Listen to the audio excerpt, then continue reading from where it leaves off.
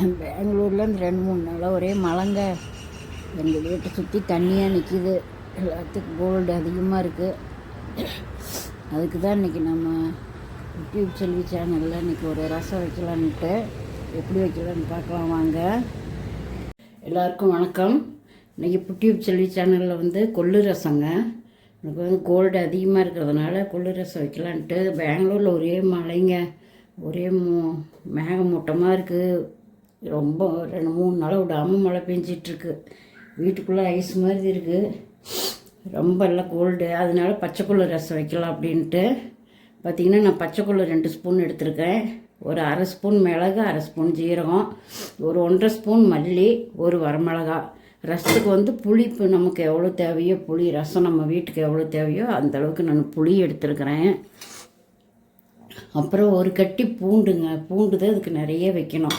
ஒரு கொத்து கறிவேப்பிலை. எங்கிட்ட சின்ன வெங்காயம் இல்லை, ஆனால் சின்ன வெங்காயம் போட்டால் தான் அந்த ரசத்துக்கு டேஸ்ட்டாக இருக்கும். நீங்கள் சின்ன வெங்காயம் போட்டுக்குங்க இருந்ததுன்னா. பச்சையாகவே போடணும், எல்லாமே பச்சையாக தான் வச்சு அரைக்கணும். இது வச்சு அரைச்சி இந்த ரசம் வச்சு சாப்பிட்டா தாங்க எனக்கு சளியே போகும். அதனால எப்படி வைக்கலான்னு பார்க்கலாம் வாங்க. ஃபஸ்ட்டு வந்து நான் இதெல்லாம் அரைச்சிக்கிறேன். மிக்சியில் போட்டு ஒரு ஓட்டிக்கிட்டு அதுக்கப்புறம் புளி வந்து கொஞ்சம் சுடுதண்ணி வச்சு ஊற வச்சுக்கிறேன். அடுப்பில் பார்த்திங்கன்னா நான் கிண்ணியில் சுடுதண்ணி வச்சுருக்கேன். இதில் வச்சு ஊற வச்சுக்கிறேன். புளியை கொஞ்சம் சுடுதண்ணி வச்சு ஊற வச்சோம்னா புளி டக்குன்னு ஊறி வரும். ஒரு சின்ன மிக்ஸி ஜார் எடுத்துக்கிறேன்.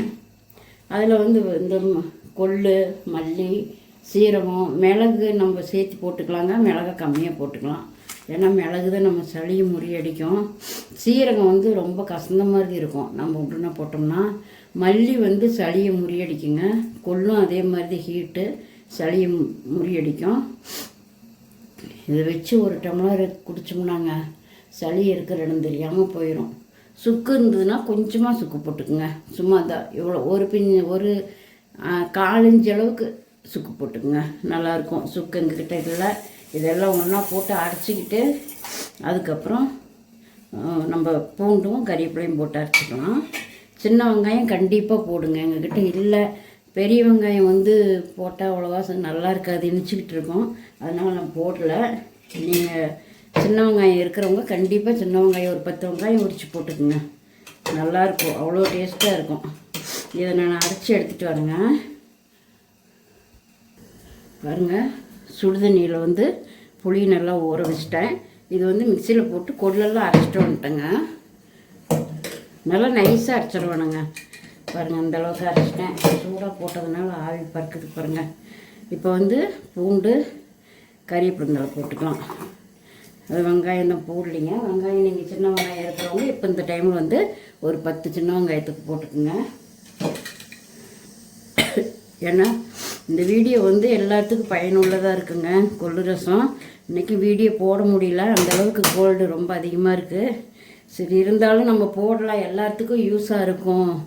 இந்த ரெசிபி வந்து எல்லாத்துக்குமே யூஸாக இருக்கும். கோல்டு உள்ளவங்க எல்லாருமே இது வந்து நார்மலாக இருக்கிறவங்க கூட வாரத்தில் ஒரு டைம் இந்த மாதிரி பிள்ளைங்களுக்கு வச்சு கொடுக்கலாம். எல்லாருமே வச்சு சாப்பிட்லாங்க, ரொம்ப நல்லது. கோல்டே வராது இந்த மாதிரி பிள்ளைங்களுக்கு வச்சு அடிக்கடி கொடுத்துக்கிட்டு இருந்தீங்கன்னா. அதனால தாங்க இந்த வீடியோ இன்றைக்கி போடுறேன். ஒரு வாரமாக வீடியோ போடவே முடியல, கோல்டு அதிகமாக இருக்கிறதுனால. கண்டிப்பாக இந்த மாதிரி எல்லாம் வச்சு சாப்பிடுங்க, குழந்தைங்களுக்கும் கொடுங்க. இது வந்து பூண்டு போட்டு அரைச்சிட்டு வந்துடலாம். பாருங்கள், பூண்டு போட்டு நல்லா நைஸாக அரைச்சிட்டு வந்துட்டேன். இது இருக்கட்டும், புளி கரைச்சிக்கலாம். இந்த இடத்துல பார்த்திங்கன்னா நான் ரைஸ் வச்சுருக்கேன் சூடாக. நம்ம இப்போ புளி கரைச்சிக்கலாம். புளி தண்ணி சூடாக இருக்குது, கொஞ்சம் எடுத்துக்கிட்டு பச்சை தண்ணி ஊற்றிக்கலாம்.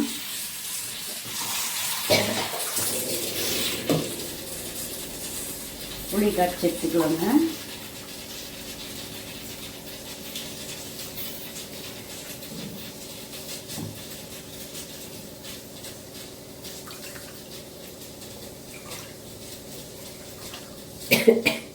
கைகள் வலி இந்த மாதிரி இருக்கலாம், இந்த ரசம் அவ்வளோ நல்லதுங்க.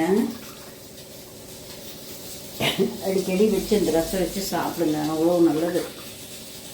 இதுலேயும் அங்கே நம்ம ஊர் பக்கம்லாம், தமிழ்நாட்டு பக்கம் கிராமத்துலலாம் பார்த்திங்கன்னா தூதுவளம் தழை நிறைய கிடைக்குங்க. அந்த தழை இருந்து அப்போல்லாம் எங்கள் அம்மாலாம் வாதனார மரம், நாட்டு வாதனார மரம் அது இருக்கும். இப்போல்லாம் அந்த மரத்தை பார்க்கவே முடியல.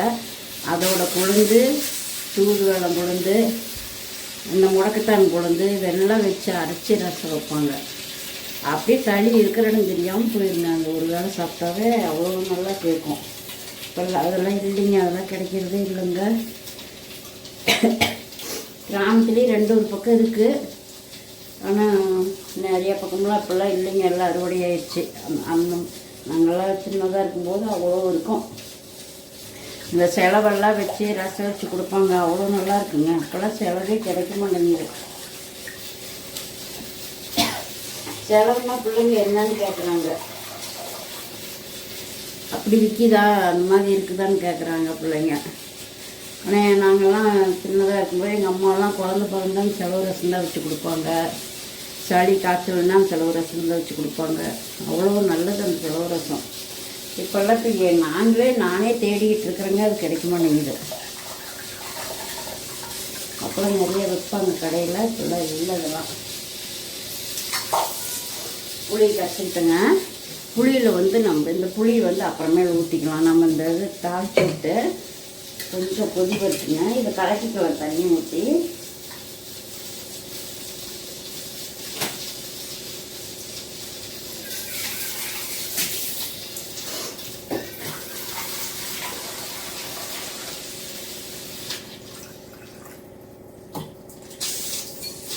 தண்ணி ஊற்றி கலக்கி வச்சுக்குவோம்.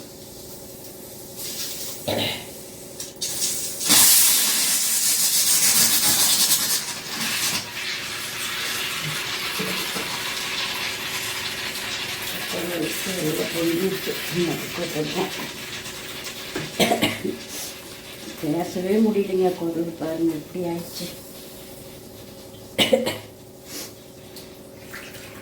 நீங்கள் இன்னும் சளிக்கெல்லாம் எப்படியெல்லாம் செய்வீங்கன்னு கமெண்டில் சொல்லுங்கள். அது மாதிரி நாங்களும் செஞ்சு சாப்பிட்றோம். அதுலேயே கொஞ்சம் மஞ்சத்தூள் போட்டுக்கலாம். மஞ்சத்தூள் கொஞ்சம் போட்டுக்கலாம். ஒரு 1/2 ஸ்பூன் மஞ்சத்தூள் போட்டுக்கிட்டேன். நான் கொஞ்சம் ரசம் அதிகமாக வைக்கிறதுனால இப்போ ரசம் தாளிக்கிறதுக்கு ஒரு பாத்திரம் வச்சுக்கலாம்.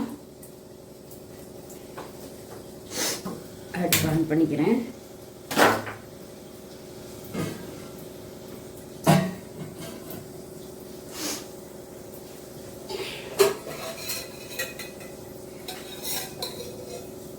கொஞ்சம் எண்ணெய் ஊற்றிக்கிறேங்க தாளிக்கிறதுக்கு. ரசத்துக்கு அதிகம் எண்ணெய் தேவையில்லை, கொஞ்சம் ஊற்றினா போதும்.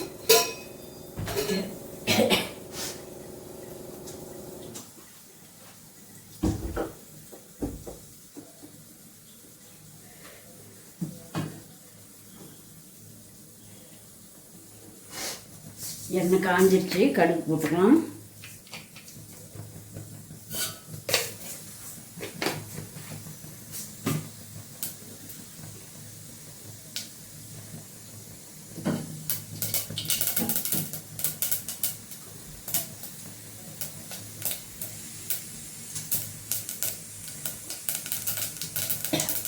கடுகு பொரிஞ்சிருச்சுங்க. கொஞ்சம் கருவேப்பிலை போட்டுக்கலாம். கொஞ்சம் பெருங்காயம் போட்டுக்கலாம். நம்ம இதை ஊற்றிக்கலாங்க.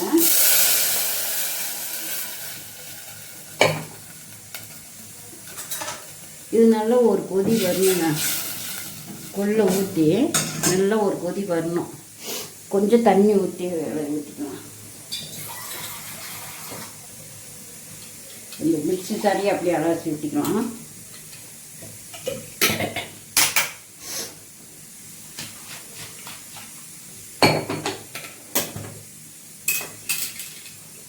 தண்ணி ஊற்றிக்கலாம்.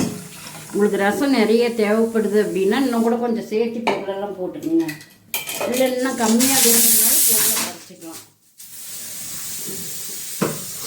நான் கொஞ்சம் ரைஸை சூடாக வச்சு தாங்க இந்த ரசம் சூடாக சாப்பிட போகிறேன். நல்லா கொதிக்க சாப்பிடணும், அப்போ தான் சளி நல்லா. இது நல்லா கொதிக்கிட்டுங்க. கொதித்த பின்னாடி புளி தண்ணி ஊற்றிக்கலாம்.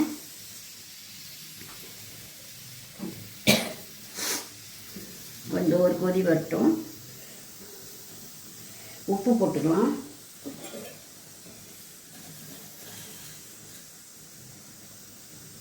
நான் வந்து கொஞ்சமாக உப்பு போடுறேங்க. அப்புறம் கடைசியை பார்த்துட்டு உப்பு போட்டுக்கலாம், ஏன்னா கசந்துடும்.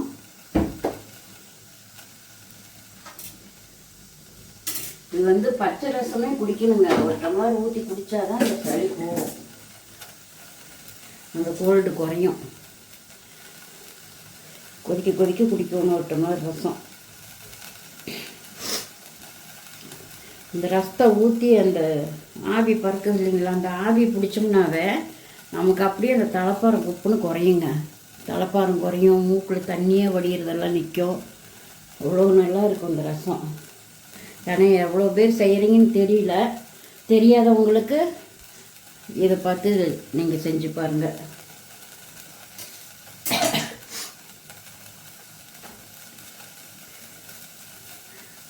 ஒரு நிமிஷம் நல்லா நொறுக்கட்டி வருது.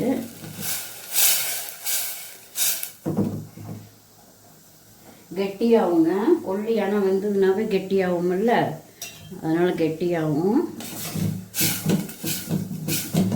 கொஞ்சம் இந்த புல் இந்த மஞ்சத்தூள் எல்லாம் பச்சை வாசனை போகட்டும்.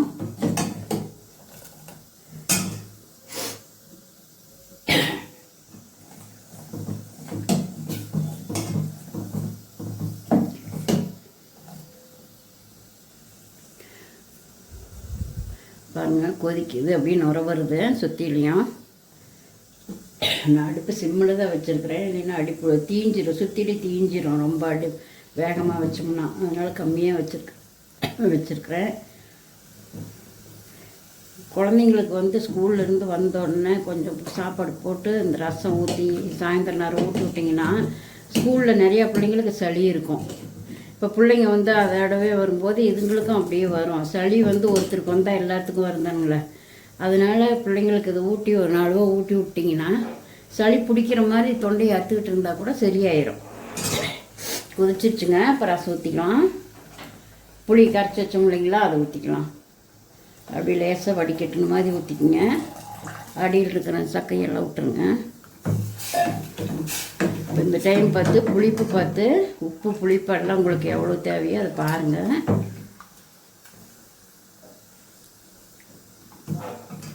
நான் கொஞ்சம் தண்ணி ஊற்றிக்கிறேன்.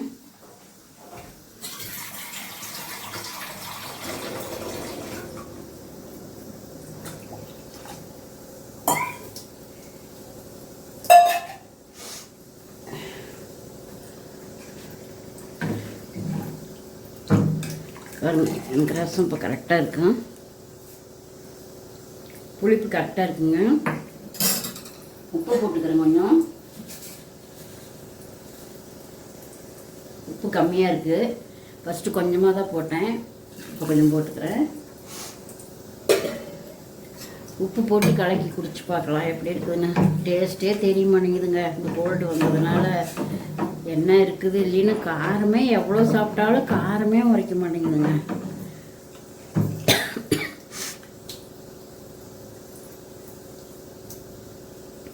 எல்லாமே கரெக்டாக இருக்குது. நல்லா கொதிச்சு விட்டோம். அது ஒரு தட்டை வச்சு மூடிக்கலாம்.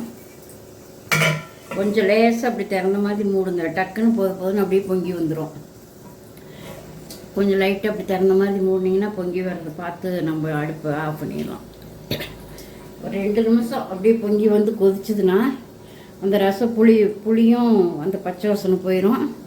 ரசமும் நல்லா கமகம்னு மணந்து வரும், கொள்ளு வாசம். அப்போ அந்த டைம் பார்த்து நிறுத்திடுங்க. நல்லா வாசமாக இருக்கும். கொள்ளு ரசம்னே நல்லா வீட்டில் நுழையும் போதே கண்டுபிடிச்சிடலாம், அந்தளவுக்கு மனம் வரும். அந்த டைம் பார்த்து நம்ம நிறுத்திடலாம், அடுப்பு ஆஃப் பண்ணிடலாம்.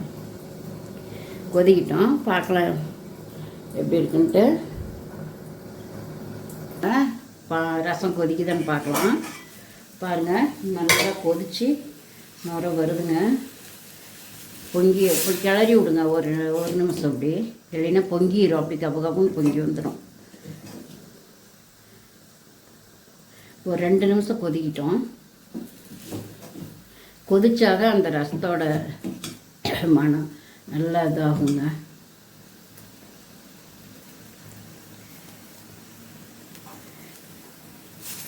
பாருங்கள் வாசம் நல்லா கம்னு வருது.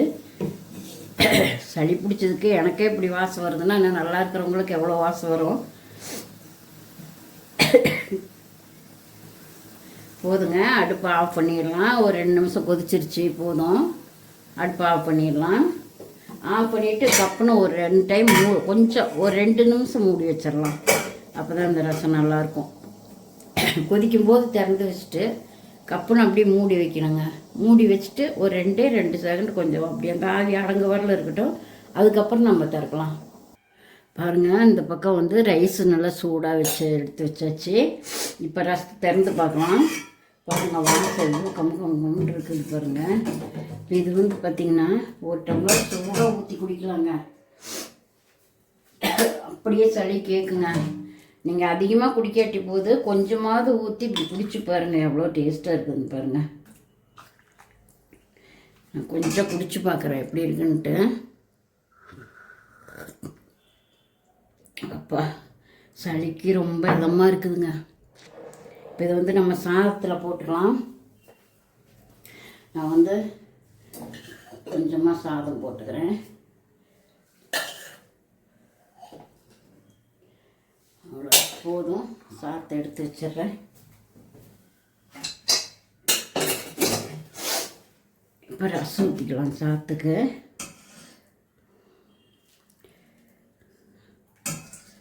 இந்த மாதிரி வச்சு இப்படி சாப்பிட்டு பாருங்கள். உங்களுக்கு யார் யாருக்கெல்லாம் இப்படி செஞ்சுருக்கிறது பிடிச்சிருக்குது, இந்த ரசம் இப்படி அதெல்லாம் சாப்பிட்ருக்குறீங்க அப்படின்னு நிறைய பேர் சாப்பிட்ருப்பீங்க, தெரியும். தெரியாதவங்களுக்கு பேச்சுலர்லாம் இந்த பிள்ளைங்களுக்கெல்லாம் தெரியாது இல்லையா, அவங்களுக்கெல்லாம் இந்த மாதிரி செஞ்சு சாப்பிடணும் தெரியாது. அவங்களெல்லாம் இது மாதிரி பார்த்து செய்யலாம். தெரியாதவங்களுக்கு இந்த மாதிரி வச்சு செஞ்சு சாப்பிட்டு பாருங்கள். உங்களுக்கு பிடிச்சிருந்ததுன்னா யூடியூப் செல்வி சேனலுக்கு சப்ஸ்கிரைப் பண்ணுங்கள்.